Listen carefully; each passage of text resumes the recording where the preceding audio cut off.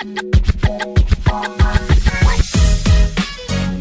Everyone, welcome back to my YouTube channel. मेरा नाम है अंकिता शर्मा और मैं आ गई हूँ एक और नए वीडियो के साथ। आज मैं डिस्कस करने वाली हूँ section 25 of the Hindu marriage act. और जैसा कि आप सबको पता है कि हिंदू लॉ की मैंने पूरी सीरीज ये शुरू करी थी, लेकिन बीच में जो टॉपिक बहुत ज़्यादा न्यूज़ में होते हैं मैं उनको भी बीच बीच में डिस्कस करती रहती हूँ। तो लास्ट मैंने जो हिंदू लॉ सीरीज का पार्ट बनाया था वो सेक्शन 24 मैंने डिस्कस किया था हिंदू मैरिज एक्ट का, जिसमें कि मेंटेनेंस पेंडेंट लाइट को हमने डिस्कस किया था, या फिर जो एक्सपेंसेस होते हैं आपकी प्रोसीडिंग्स के दौरान उस पर हमने बात करी थी। तो किसी ने वो वीडियो नहीं देखा है वो जाकर मेरे चैनल पे देख सकता है। और आज मैं बात करूंगी परमानेंट एलिमनी एंड मेंटेनेंस के बारे में, जो कि बात करता है section 25 of the Hindu marriage act. अच्छा, ये जो एलिमनी है और ये जो मेंटेनेंस है इसमें क्या डिफरेंस है ये भी मैं डिस्कस कर चुकी हूँ अपनी लास्ट की जो मैंने वीडियो अभी डाली थी, उसमें ये सारी चीजें मैंने अच्छे से एक्सप्लेन करी हैं। आज मैं बात करूंगी कि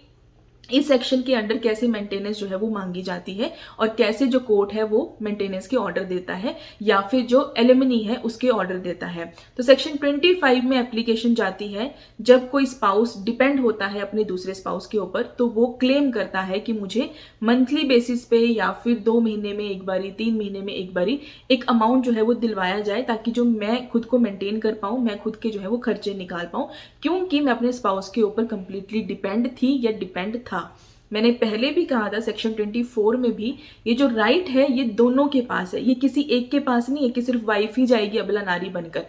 हस्बैंड भी जा सकता है, क्योंकि देखो सिचुएशन कई बार क्या होती है कि जो हस्बैंड्स हैं वो चूज करते हैं कि उनको ठीक है, उन्होंने अपना करियर सेक्रीफाइस किया, उन्होंने अपनी सेविंग्स जो है वो लगा दी कि जो वाइफ है वो पढ़ लिख जाए, वो किसी अच्छी पोजीशन पे पहुंच जाए। कुछ लड़के बाई चॉइस करते हैं ये सारी चीजें, ठीक है, जो लड़की है उसको सपोर्ट करते हैं अच्छे से कि ठीक है तुम पढ़ो, ठीक है, मैं जो है वो घर देख लूंगा या मैं बच्चे देख लूंगा, और वो अपना जो करियर है उसको सेक्रीफाइस करते हैं क्योंकि वाइफ जो है वो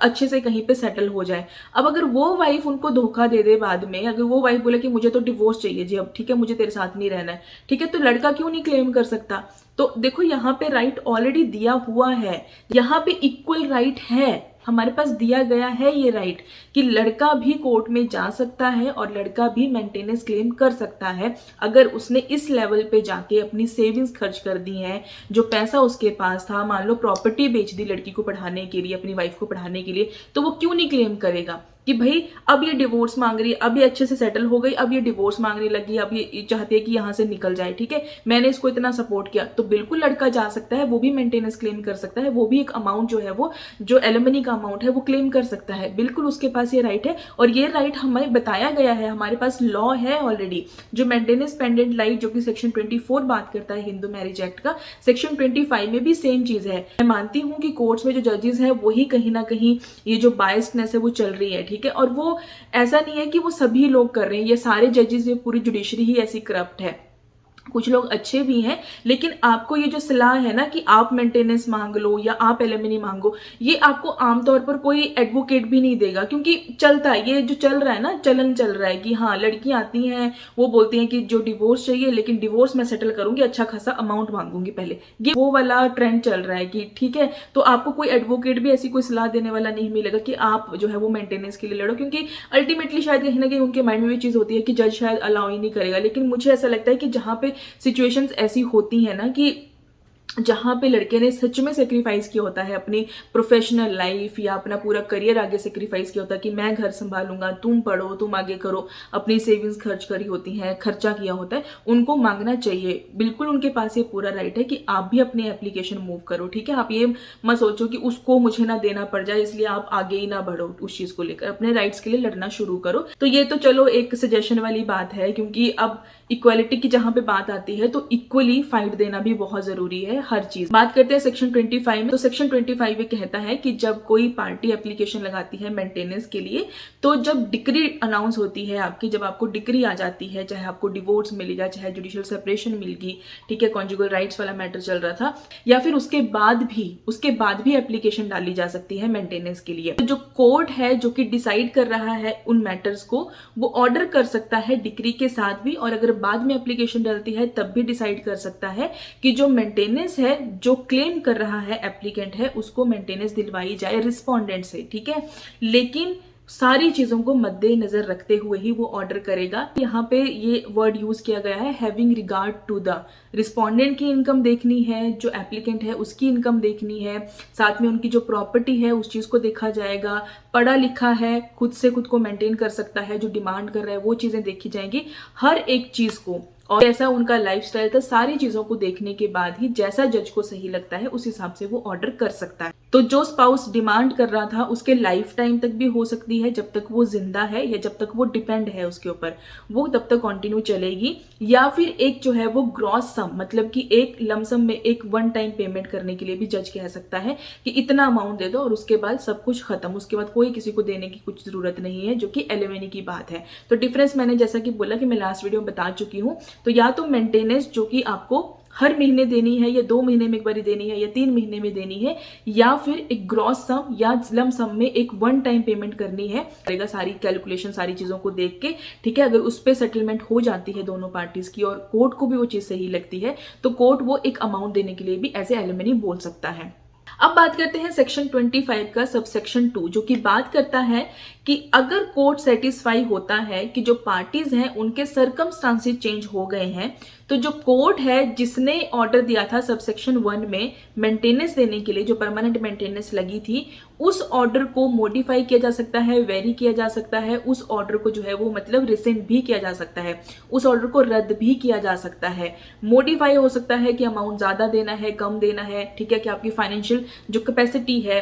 वो बढ़ गई है हस्बैंड की, या वाइफ की जो है वो खुद से कमाने लग गई है, या उसकी गवर्नमेंट जॉब लग गई है। ये भी तो सिचुएशंस हो सकती है ना, कि जो लड़की है वो खुद से कमाने लगी है जिसको मेंटेनेंस मिल रही थी। तो अगर सर्कमस्टांसेस पार्टीज के चेंज हो रहे हैं, तो वहां पे कोर्ट के पास ये पूरी पावर है कि जो ऑर्डर उसने दिया था उस ऑर्डर को मॉडिफाई किया जा सकता है, उसको रिसेंड भी किया जा सकता है, मतलब उसमें चेंजेस किए जा सकते हैं। ये किस तरह से कोर्ट को सही लगता है वो फिर दोबारा जो ऑर्डर है वो मॉडिफाई करके दिया जा सकता है।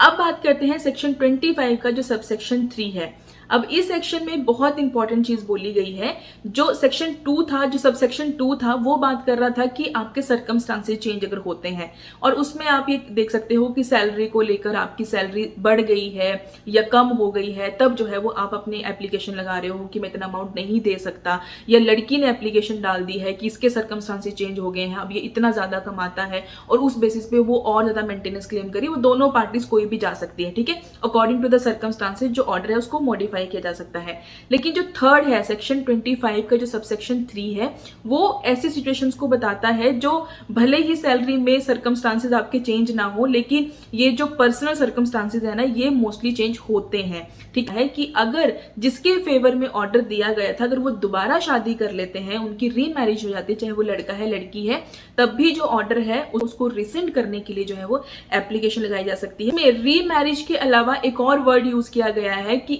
अगर इस केस में अगर लड़की है जिसको मेंटेनेंस दी जा रही थी, ठीक है, किसी और के साथ जो है वो रिलेशन में आ जाती है, यहाँ पे एक वर्ड यूज किया गया है, she has not remained chest, मतलब कि वो पवित्र नहीं रही। एक तरह से बोलने का मतलब यहाँ पे सीधा सीधा ये है कि अगर उस लड़की का अफेयर कहीं और चलता है, वो किसी के साथ लिव इन में रह रही है, ठीक है, अगर उसके जो फिजिकल रिलेशनशिप्स भी हैं वो किसी और के साथ चल रहे हैं, ठीक है, लेकिन वो मेंटेनेंस ले रही थी अपने एक्स हस्बैंड से, या फिर अगर हस्बैंड भी है फिर भी वो मेंटेनेंस ले रही थी, लेकिन अभी वो किसी और के साथ सेक्सुअल रिलेशनशिप में आ गई है, ठीक है, उसके अफेयर चल पड़े हैं, और वो चीज अगर जो हस्बैंड है जो मेंटेनेंस दे रहा था, वो चीज वो अगर वो प्रूव कर देता है कोर्ट में जाके, ठीक है, तो जो ऑर्डर मिला था वो चेंज हो जाएगा, ठीक है, वो बंद भी हो सकता है या फिर सर्कमस्टांसेस के अकॉर्डिंग उसमें चेंजेस हो सकते हैं। और अगर लड़का है जिसके फेवर में मेंटेनेंस देने की बात की गई थी, जिसको ऑर्डर दिया गया था कि लड़के को मेंटेनेंस मिलेगी, और अगर वो लड़का जो है वो किसी और के साथ सेक्सुअल इंटरकोर्स करता है, ठीक है, कि मेंटेनेंस ले रहा है वाइफ से और वैसे अफेयर चला रखा है बाहर कहीं और, ठीक है, क्योंकि जो मेंटेनेंस मिल रही थी अपनी वाइफ से या अपनी एक्स वाइफ से, तो उस ऑर्डर में भी जो चेंजेस हैं वो हो जाएंगे। मतलब जो कोर्ट को जिस तरह से सही लगता है उस तरह से जो है वो मॉडिफिकेशन भी हो सकती है, या फिर जो पूरा का पूरा ऑर्डर है उसको रिसेंड मतलब कि रद्द भी किया जा सकता है। तो देखो, जब हम लॉज को पढ़ते हैं, जैसा कि मैंने सेक्शन 25 में बताया, तो आपको लॉ पढ़ने से तो यही लगेगा कि हाँ, दोनों के लिए ही तो फेयर चीज है ना, कि दोनों क्लेम कर सकते हैं। लेकिन होता क्या है कि जो हमारी रियल प्रैक्टिस चल रही होती है ना, और जहाँ पे कुछ जुडिशियल ऑफिसर्स जो कि करप्ट प्रैक्टिस करते हैं, उसकी वजह से प्रॉब्लम्स आती है। जैसा कि अभी आप सुन रहे हो कि बहुत सारे लड़के जो हैं वो सुसाइड जो है वो अटेम्प्ट कर रहे हैं। तो यही रीजन है। अदरवाइज अगर आप जो लॉज लिखे गए हैं उसके हिसाब से अगर सब कुछ चलेगा, उस हिसाब से अगर प्रैक्टिकली भी चीजें होंगी, तो शायद इतनी ज्यादा प्रॉब्लम नहीं आएगी। तो आई होप आपको जो सेक्शन 25 है वो अच्छे से क्लियर हुआ होगा, आपको अच्छे से ये चीज पता चली होगी कि देखो, भले ही मेंटेनेंस के ऑर्डर आ गए हो कि आपको इतनी मेंटेनेंस देनी है, लेकिन स्टिल अगर आपको लगता है कि आगे चल के जो सर्कमस्टांसेस हैं वो चेंज हुए हैं, चाहे वो आपकी इनकम को लेकर हुए हैं, चाहे जो पर्सनल चलते हैं स्टेटस, जो सर्कमस्टांसेस होते हैं उनमें चेंजेस हुआ है, तो उस बेसिस पे उनको प्रूव अगर आप अच्छे से कर पाओ, पहले तो मैं ये कहूंगी कि पहले अच्छे से एविडेंस उसके लिए कलेक्ट कर लेना, और उसके बाद आप अपनी एप्लीकेशन मूव करना सेम कोर्ट में, और उसमें सारी चीजें अच्छे से एक्सप्लेन करके और सारे एविडेंस लगाकर वहां पे प्रेयर करना कि या तो इसको मॉडिफाई कर दिया जाए, या इसको जो भी सिचुएशन है आपकी, या उसको कंप्लीटली जो है वो रद्द कर दिया जाए, रिसेंड कर दिया जाए, क्योंकि आपके पास वो ऑप्शन है, आप कोर्ट में जा सकते हो और आप उस चीज की प्रेयर कोर्ट से कर सकते हो। आई होप आपको ये जो वीडियो है वो पसंद आया होगा। अगर ये वीडियो किसी भी सेंस में कहीं से भी यूजफुल लगा होगा तो वीडियो को लाइक करना, शेयर करना, कॉमेंट करके जरूर जाना। मिलती हूँ आपसे नई वीडियो में नए टॉपिक के साथ, और आज के लिए बाय बाय।